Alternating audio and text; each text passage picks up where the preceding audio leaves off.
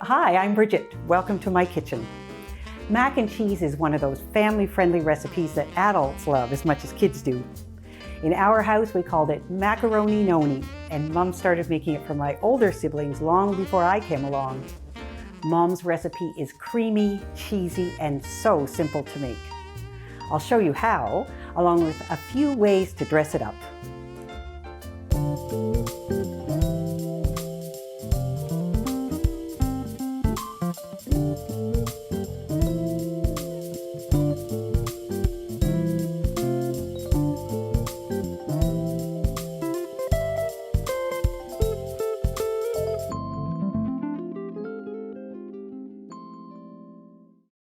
Today we're making the stovetop version of mac and cheese, but I'll show you a few variations, beginning with roasted onions.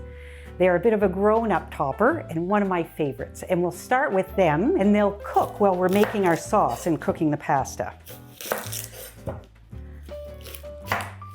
I'm going to make them with 2 onions, cut thickly, about 1 centimeter thick each slice. And then I'm going to toss them with a little olive oil, salt and pepper, and we'll put them in the oven to cook for about 30 minutes. At about the 20-minute mark, I'm going to take them out, toss them around a little bit, and then drizzle over some molasses. Let them cook for another 10 minutes, and they'll be perfectly caramelized to go on top of our mac and cheese.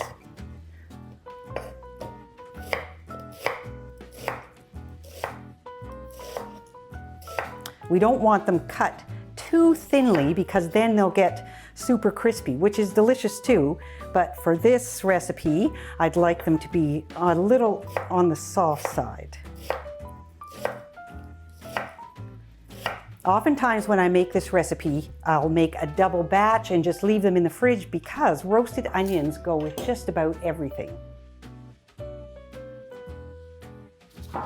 I've got the oven heating to 350 degrees.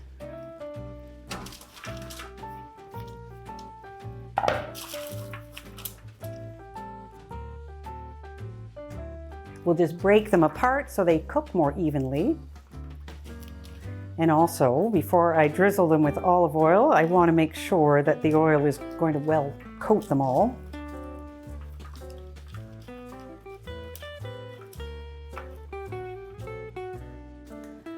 So it'll be about 1 tablespoon of olive oil for these 2 onions.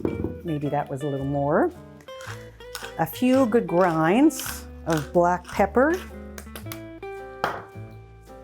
And then a sprinkling of salt. I would say that's less than 1/4 teaspoon of salt. And then I just want to mix them together again, so they're well coated with oil. Now we'll put them in the oven for about 15 or 20 minutes.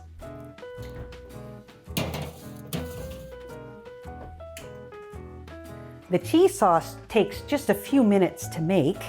I always use old cheddar for my cheese sauce along with something a little extra. Today I'll add a little bit of Parmesan, but this sauce is really a great way to use up remnants of cheese, whether it's chèvre or other soft cheeses or really any kind of cheese that you have in the fridge. We'll use about 2 cups of cheddar, and I'll add maybe 1/4 cup of grated Parmesan. Now I've set our pasta water to boil.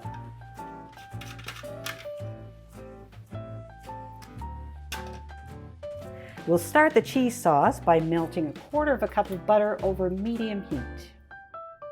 Once the butter is melted, I am whisking in 1/4 cup of all-purpose flour. And I'll mix that well to make sure there are no lumps. I'm just going to let that cook for a little bit until it starts to smell almost toasty. I'm not really going to let it brown, but I do want a bit of that toasty fragrance to come through because that adds flavor. The key to this sauce, or what I find keeps it from being cloying, are mustard, either mustard powder or Dijon, and a little bit of onion powder. This is starting to smell a little toasty.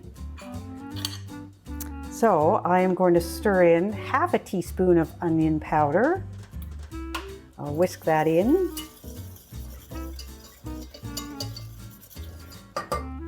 And I'll whisk in a heaping teaspoon of mustard powder.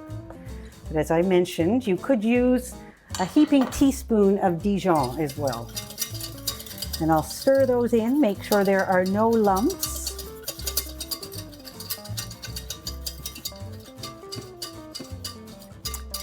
It's nice and smooth, so now I am going to add 2.5 cups of milk. I use just 1% milk. You can use whatever kind of milk you have in the fridge.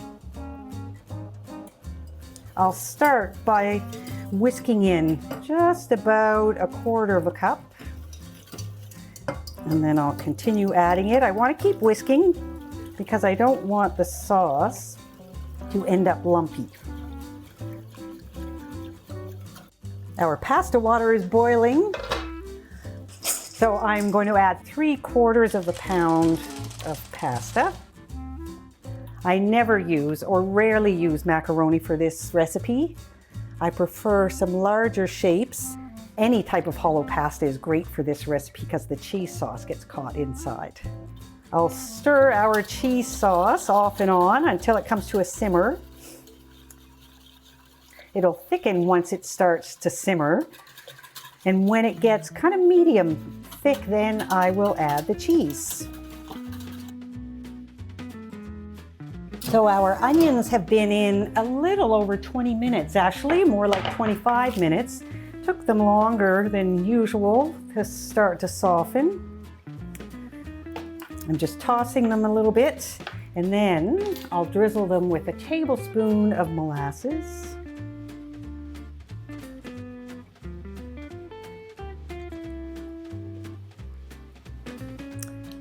And then I'll mix that in.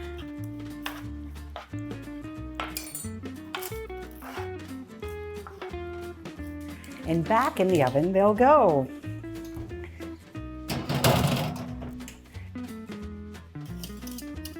Our sauce has thickened nicely, so I'm turning the heat down to low, and I'm going to stir in our grated cheese.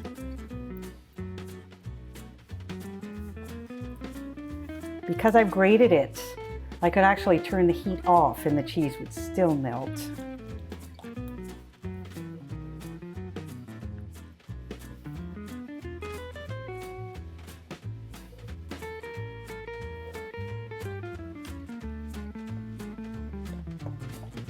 So while the cheese melts into the sauce, I'm going to drain the pasta.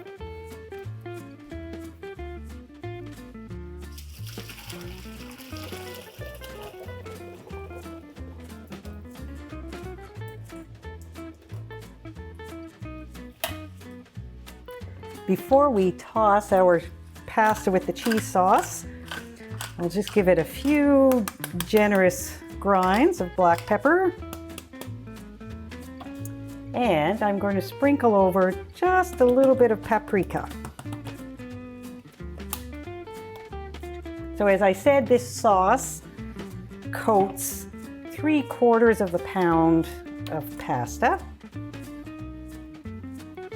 At this point, my mom would always toss the pasta with the sauce and then pour the whole mixture into a casserole dish.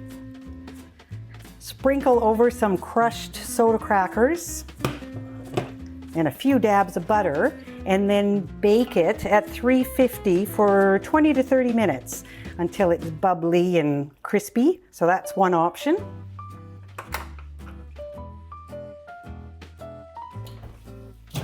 So I would say our onions ended up cooking a good 40 minutes, but they're soft, they're caramelized, they smell wonderful. Now, if you want to add a little extra flavor to these onions, you could add a sprig or two of thyme to the mixture while they're cooking, or rosemary. But onions do have so much flavor on their own, especially when they're roasted.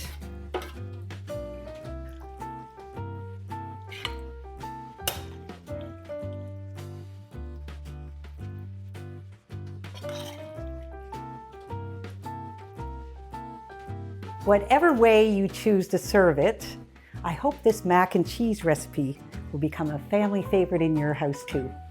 Thanks for watching.